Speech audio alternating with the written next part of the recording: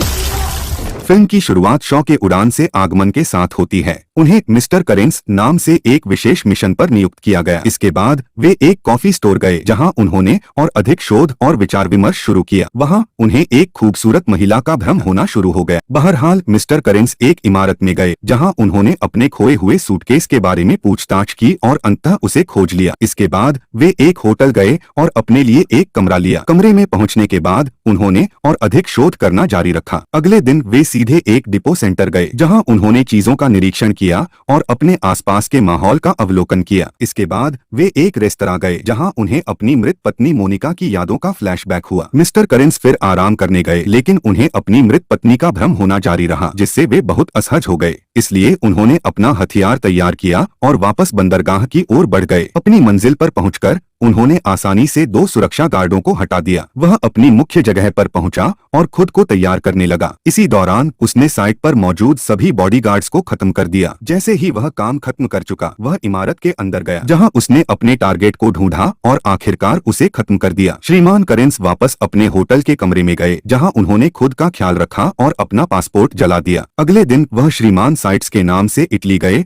और सीधे एक होटल में पहुंचे ताकि कुछ समय अकेले बिता सकें। जैसे ही वह फ्री हुए, उन्होंने अपना सूटकेस लिया और कमरे में पहुंचे। वहां उन्होंने अपनी बंदूक को एक तिजोरी में रखा और ताजी हवा लेने के लिए बाहर निकल गए। कुछ समय बाद श्रीमान करेंस अपने कमरे में लौटे, लेकिन उन्हें कुछ गड़बड़ महसूस हुई। इसलिए वह सीधे तिजोरी की जांच करने गए, लेकिन दुर्भाग्यवश उनकी बंदूक वहां नहीं थी। एक महिला जिसे उसने पहले देखा था बाहर आई और उस पर बंदूक तान दी। उसने उससे उसकी पहचान और मिशन के बारे में सवाल किया। उसने अपना नाम केसी बताया और श्री करेन का असली नाम शॉ बताया। तुरंत ही शॉ ने उस पर हमला किया और उसे बेहोश कर दिया। जब वह होश में आई तो शॉ ने उससे पूछताछ शुरू कर दी। उसने बताया कि वह MI6 के लिए काम करती है और उसे US टूरिज्म डिवीजन की जांच करने के लिए भेजा गया था, जो कि CIA की एक शाखा मानी जाती है जो शॉ जैसे लोगों को हत्याओं के लिए भेजती है। शॉ को उसकी बातों पर यकीन नहीं हुआ और उसने उसे खत्म करने का मन बना लिया। लेकिन तभी उसने बताया कि मोनिका भी MI6 में काम करती थी, लेकिन एक विश्लेषक के रूप में। यह सुनकर शॉ ने जांच पड़ताल करने का फैसला किया। वह अपने कमरे में वापस गया और तुरंत केसी को रिहा कर दिया। केसी ने शॉ को बताया कि वह उसकी मदद करने के लिए आई है और यह भी बताने के लिए कि कोई उसका इस्तेमाल एक औजार की तरह कर रहा है। उसने शॉ से जोर देकर कहा कि वह उसके साथ चले ताकि वे दोनों मिलकर सच्चाई का पता लगा सकें। लेकिन फिर भी शॉ ने उसे एक कमरे में ले जाकर बंद कर दिया क्योंकि वह बहुत शोर मचा रही थी। अगले दिन शॉ ने केसी के साथ जाने के लिए सहमति जताई, लेकिन इस शर्त पर कि वे जो कुछ भी करेंगे वह शॉ के तरीके से करेंगे। शॉ जिसके लिए काम कर रहा था, उसे शॉ की गतिविधियों की GPS सूचना मिल गई क्योंकि उन्होंने शॉ पर बिना उसकी जानकारी के ट्रैकिंग डिवाइस लगा दिया था। शॉ और केसी अपनी मंजिल पर पहुंचे, लेकिन वहां पहुंचने पर शॉ को अपनी एजेंसी से एक कॉल आया जिसमें उन्हें तुरंत इटली वापस लौटकर अपना मिशन पूरा करने को कहा गया। शॉ ने लौटने से मना कर दिया। पास में ही कुछ एजेंट्स ने शॉ की लोकेशन ट्रैक कर ली और उस पर घात लगाने की योजना बनाई। शॉ एक इमारत में जवाब तलाशने गया। तभी कुछ गुंडे उसी इमारत के बाहर पहुंच गए जहां शॉ था। शॉ और केसी को पता चला कि शायद शॉ के मिशन को CIA ने अनाधिकारिक बना दिया है। शॉ ने केसी को वह जगह दिखाई जहां वह हमेशा अपने मिशन और मीटिंग्स की जानकारी प्राप्त करता था। शॉ को एक कुर्सी मिली और उसके अंदर एक कैसेट मिला। उसी समय उसने देखा कि उनके पास कोई मेहमान आया है, इसलिए वह बाहर जाकर इसका सामना करने के लिए तैयार हो गया। जल्द ही कई अन्य लोग भी आ गए जो उसे ट्रैक कर रहे थे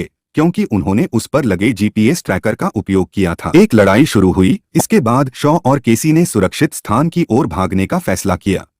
शॉ और उसकी साथी किसी तरह बच निकलते हैं। दोनों एक सुनसान जगह पर गए जहां उन्होंने कैसेट की सामग्री चेक की। सुबह होते ही शॉ ने अपने हमलावरों से बचने के लिए एक घातक हथियार तैयार करना शुरू किया। फिर वह पास के एक स्थान पर फोन करने गया, लेकिन दुर्भाग्यवश वहां उसे बताया गया कि केसी अब जीवित नहीं है। उसी समय पहले वाला एजेंट वहां आ गया और उस पर हमला करने लगा। शॉ ने पास में खड़ी एक गाड़ी चुराई और वहां से भाग निकला, जबकि केसी वास्तव में अभी भी जीवित थी। शॉ तुरंत केसी के पास भागा और उसे उस खतरे के बारे में बताया जो आने वाला था। जल्द ही सभी वहां आ गए और एक एक करके शॉ और केसी ने सबका सामना किया और फिर वहां से भाग निकले। वे दोनों एक ऐसी जगह पहुंचे जहां शॉ ने केसी से सच्चाई बताने के लिए कहा, उसकी असली पहचान और किसने उसे भेजा। आखिरकार केसी ने स्वीकार किया कि मोनिका उसकी मां थी और हाल ही में उसे पता चला कि उसके पिता कौन थे। जाहिर है शॉ उसका पिता है। शॉ इस सच्चाई से हैरान हो गया और अपना मन साफ करने के लिए बाहर चला गया। केसी वापस शॉ के पास गई और उसे मोनिका डेयरी के बारे में बताया। शॉ ने केसी को बताया कि जब वह मिशन पर गया था तो उसे यह नहीं पता था कि मोनिका गर्भवती थी और उस समय वह अपने काम में पूरी तरह डूबा हुआ था। इसके बाद वे एक और सुरक्षित घर में चले गए। अधिक जानकारी प्राप्त करने के लिए केसी और उसके पिता सीधे एक लाइब्रेरी में गए और अपने शोध को जारी रखा। केसी को यह महसूस हुआ और विश्वास हो गया कि उसके पिता को मिशन देने वाला शॉ का सबसे अच्छा दोस्त, जिसका नाम एंगलर था, शायद CIA के लिए काम नहीं कर रहा था। शॉ और केसी एजेंसी के मुख्यालय पहुंचे, जहां उन्होंने इस पूरे षड्यंत्र के मास्टरमाइंड में से एक को देखा। CEO ने शॉ को रिश्वत देने की कोशिश की, उसे ताकत और अपनी कंपनी के लगभग आधे शेयर देने का प्रस्ताव किया। साथ ही यह वादा भी किया कि वह उसे जो भी जानकारी चाहिए वह उपलब्ध कराएगा। शॉ ने जानकारी हासिल की और फिर पास के एक शहर में गया, जहाँ उसे उसका पुराना दोस्त एंगलर मिला, जिसे मरा हुआ समझा गया था। शॉ ने उसे चेहरे पर घूंसा मारा। इसके बाद एंगलर उसे अपने ऑफिस में ले गया। वहाँ और भी मशीनरी पहुंचने लगी। शॉ ने एंगलर से सवाल पूछना जारी रखा। तभी उन्हें बाहर गुंडों ने बीच में रोक दिया। शॉ और एंगलर अपने बेसमेंट में हथियार लेने के लिए गए ताकि वे अपनी रक्षा कर सकें। इसके तुरंत बाद एक लड़ाई शुरू हो गई और शॉ ने एक एक करके उन्हें खत्म करना शुरू कर दिया। उनमें से और भी गुंडे बेसमेंट में आ गए और गंभीर लड़ाई जारी रही। शॉ को गंभीर चोटें आईं, लेकिन केसी ने उन्हें प्राथमिक चिकित्सा किट देकर खुद को ठीक करने में मदद की। इसके बाद उन्होंने भागने की अपनी यात्रा जारी रखी और सौभाग्य से केसी और शॉ ने बाहर निकलने का रास्ता ढूंढ लिया। इसके बावजूद उनका पीछा जारी रहा और चारों ओर गोलियां चलती रहीं। लंबे समय तक चली पीछा और गोलीबारी के बाद शॉ ने आखिरकार उस समूह के नेता को मार गिराया, जिसे उसे मारने के लिए भेजा गया था। फिर शॉ और केसी वहां से फरार हो गए। कुछ दिनों बाद शॉ मोनिका की कब्र पर गया